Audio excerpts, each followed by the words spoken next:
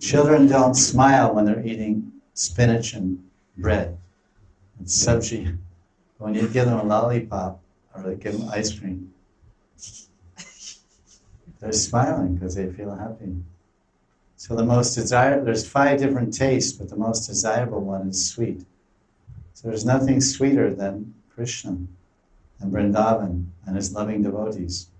They're called Madhurya Mahi Bhaktas.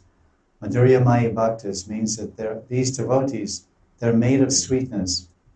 They not only eat lots of sweet Mahaprasad, like all of us, but they actually have the sweetest minds in creation and the sweetest hearts in creation and the sweetest feelings for Krishna. And this is what makes Krishna attractive, his sweetness, his sweet lilas. We say Madhurya Dham Vrindavan, Madhurya Dham Vrindavan, Madhurya Purushottam, Madhurya Lila. The word, everywhere the word madhu is there. Madhu means shahad. Shahad means honey. Honey means sweetness. So this is the Bhagavad. We don't worship the Supreme Personality of Godhead, who is full of 6 opulences.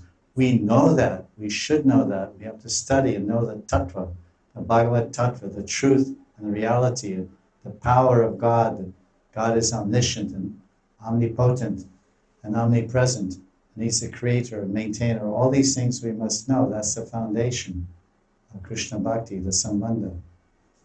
But we have to understand what is the prayojan and what is the abhideya, what is the process of upasana or worship to attain the goal and prayojan that we want. We want sweetness, we want bliss, we want joy, we want happiness.